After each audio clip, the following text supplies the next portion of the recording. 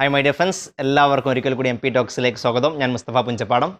നമ്മൾ ഇന്ന് ഡിസ്കസ് ചെയ്യാൻ പോകുന്നത് നിങ്ങൾ കണ്ട പോലെ തന്നെ നിങ്ങളുടെ ജീവിതത്തിൽ IAS ലക്ഷ്യം വെക്കുന്ന ആളുകളാണെങ്കിലും ഏത് ലക്ഷ്യം വെക്കുന്ന ആളുകളാണെങ്കിലും ആ ലക്ഷ്യം ഈസിയായി നേടിയെടുക്കാൻ വേണ്ടി നിങ്ങളെ സഹായിക്കുന്ന 3 ക്വാളിറ്റീസിനെ കുറിച്ചാണ്.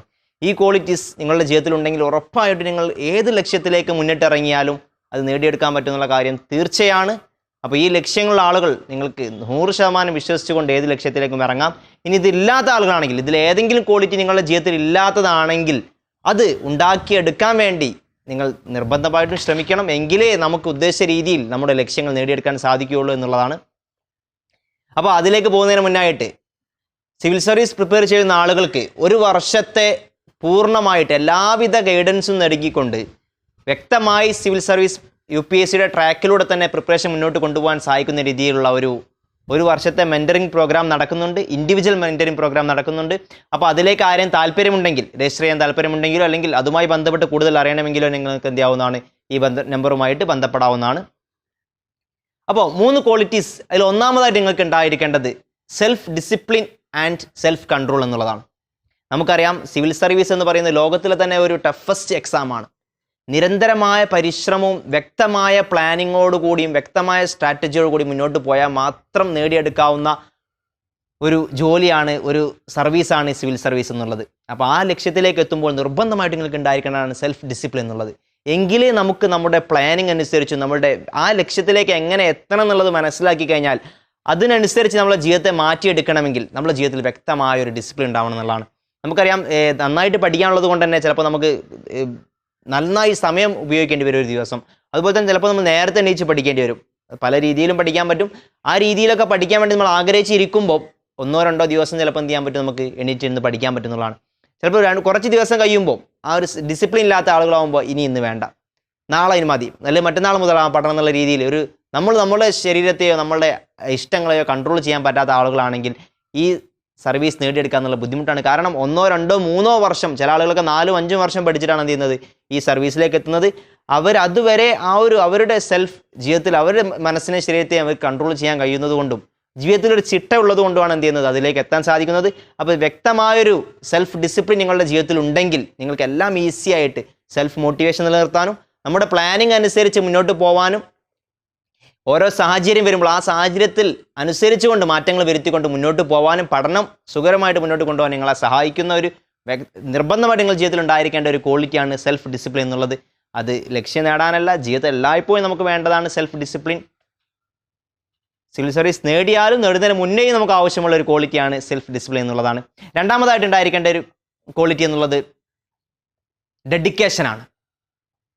ഒരു നല്ല ഡെഡിക്കേഷൻ നമ്മൾ ഇതിലേക്ക് അർപ്പിച്ച് ഇറങ്ങിക്കൊണ്ടാൽ മാത്രമേ എന്ത് ചെയ്യാൻ പറ്റുള്ളൂ, നമുക്ക് നേടിയെടുക്കാൻ പറ്റുള്ളൂ എന്നുള്ള. കാരണം നമുക്കറിയാം 1-2 വർഷങ്ങൾ എന്ത് ചെയ്യേണ്ടി വരും, പഠിക്കേണ്ടി വരും. ആ വർഷമൊക്കെ നിങ്ങൾ കമ്മിറ്റഡ് ആയിട്ട് നല്ല കമ്മിറ്റ്മെൻറ്റ് കാണിച്ചുകൊണ്ട് ഡെഡിക്കേഷനോട് കൂടി പഠിച്ചാൽ മാത്രമേ നേടിയെടുക്കാൻ പറ്റുള്ളൂ. കാരണം നമ്മൾ SLCയോ +2 പാസ്സാവുന്നത് പോലെയല്ല, അല്ലെങ്കിൽ മറ്റുള്ള കോഴ്സുകൾ പാസ്സാവുന്നത് പോലെയല്ല. നിരന്തരമായ പരിശ്രമം നമുക്ക് ഇതിനാവശ്യമാണ്. നിങ്ങൾ വർഷങ്ങൾ ഇരുന്ന് പ്രിപ്പയർ ചെയ്യേണ്ടി വരും. അപ്പോൾ അതിലേക്ക് ഡെഡിക്കേറ്റ് ചെയ്തിരിക്കാൻ സാധിച്ചാൽ മാത്രമേ എന്ത് ചെയ്യാൻ പറ്റുള്ളൂ, ഇതുമായിട്ട് മുന്നോട്ട് കൊണ്ടുപോകാൻ പറ്റുള്ളൂ. ആ സമയത്ത് നിങ്ങളുടെ ഇഷ്ടങ്ങൾക്കാണ് നിങ്ങൾ അതിലേറെ കൂടുതൽ താല്പര്യമെങ്കിൽ ഇഷ്ടങ്ങളൊന്നും മാറ്റി വെക്കണം എന്നല്ല, ഫുൾ നിങ്ങളുടെ ഇഷ്ടങ്ങളുടെയും നിങ്ങളുടെ ആഗ്രഹങ്ങൾക്ക് പിന്നാലെ പോവാണ്. കുറഞ്ഞ സമയം മാത്രം സിവിൽ സർവീസ് പഠനത്തിന് വേണ്ടി മാറ്റി വെച്ചുകൊണ്ട് മുന്നോട്ട് പോകുക എന്നുള്ളത് പ്രയാസകരമായിരിക്കും.